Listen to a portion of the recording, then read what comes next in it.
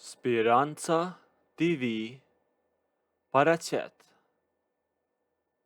Jam një grua 40 vjeçe, por për ta kuptuar sakt këtë gjë që dua t'ju tregoj sot, me duhet të kthehem vetëm pak më mbrapa, kur isha ende e pamartuar. Atje filloi gjithçka. Kisha mbaruar shkollën dhe sapo kisha filluar punë, e në atë periudhë kisha shumë vëmendje nga djemt. Por dy prej tyre në veçanti me rrinin rrotull vazhdimisht. Ata të dy ishin shok shumë të ngushtë. Problemi im i madh ishte se ata ishin krejtësisht të ndryshëm. Njëri ishte shumë i bukur, nga ata djem që tërhiqnin vëmendjen e të gjithë vajzave sapo paraqiteshin. Tjetri nuk binte fare në sypërpamjen, por kishte shumë lek. Ishin familje e pasur e kishin disa biznese të ngritura. Unë flisja me të dy. Gjatë ditës shkëmbeja mesazhe me njërin, e pas dite ulesha të pije kafe me tjetrin. Ishte një lojë që e mbaja unë të fshehur. Por erdhi koha kur duhet të merrja një vendim për lidhje serioze. Dhe si shumë vajzat e reja që mendojnë për një të ardhme të sigurt, unë bëra zgjedhjen time. Vendosa të martohesha me atë që kishte shumë para.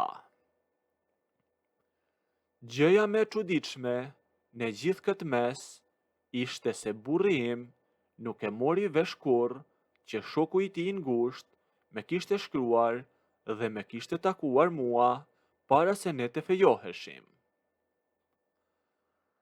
Ai mendonte se ishte i vetmi që po fliste me mua. Kështu që vitet e para të martesës me kaluan bukur dhe shumë shpejt. Burri im e zgjeroi rrjetin e bizneseve, hapi edhe disa dyqane, e ndërtoi disa magazina të mëdha. Ai më mbulonte me dhurata, me blinte rroba firme, bizhuteri dhe vitin e kaluar me bleu një makinë shumë luksoze që ta përdorja vetëm unë. Kemi një shtëpi jashtëzakonisht të madhe. Një shtëpi me një pishinë të jashtme në obor dhe një obor të mbjellur me bar. Por e vërteta është se pas pak kohësh e gjitha kjo pasuri mu kthye në një burg. Burri im ishte një njeri jashtëzakonisht xheloz.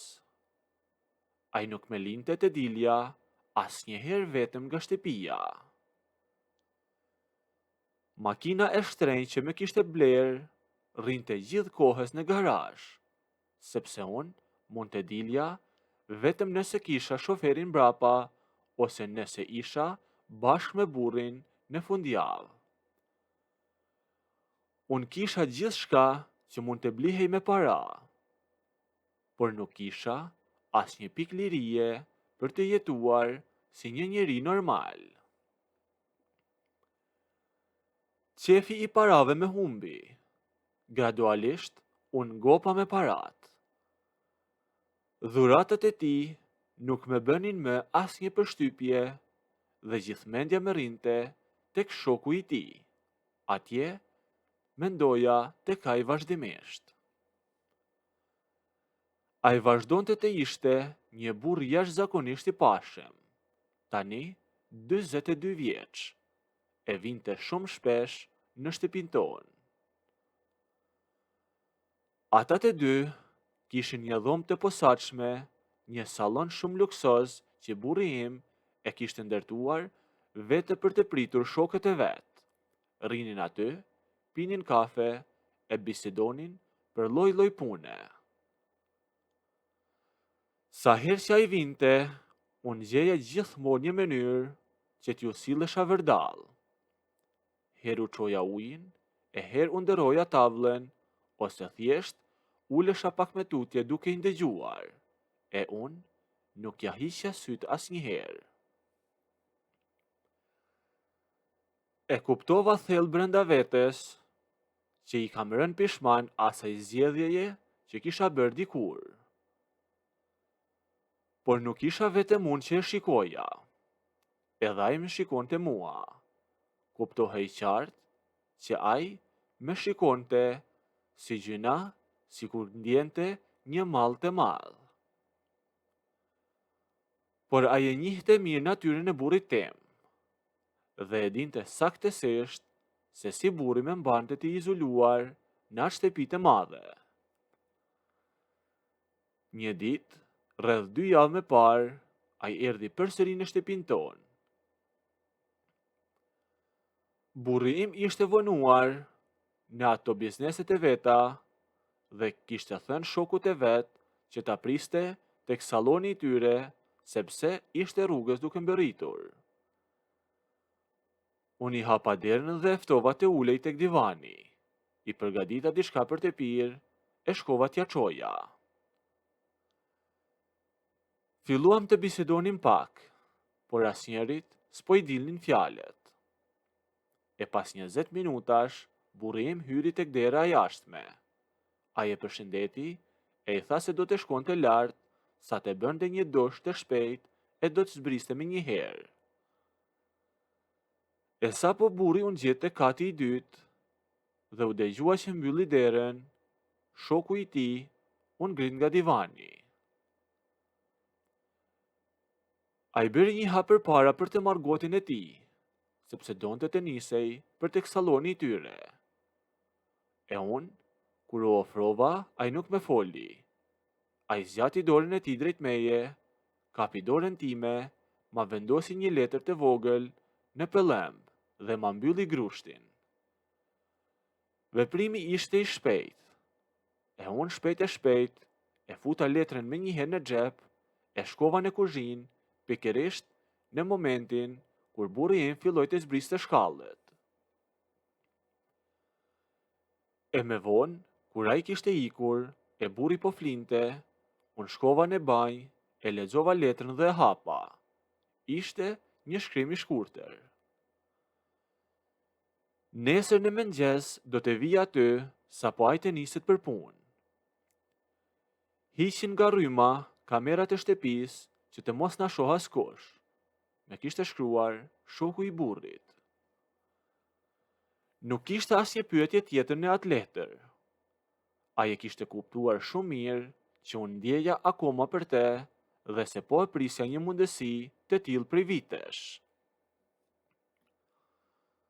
E shtëpia jon ishte e mbushur me kamera sigurie, brenda dhe jashtë.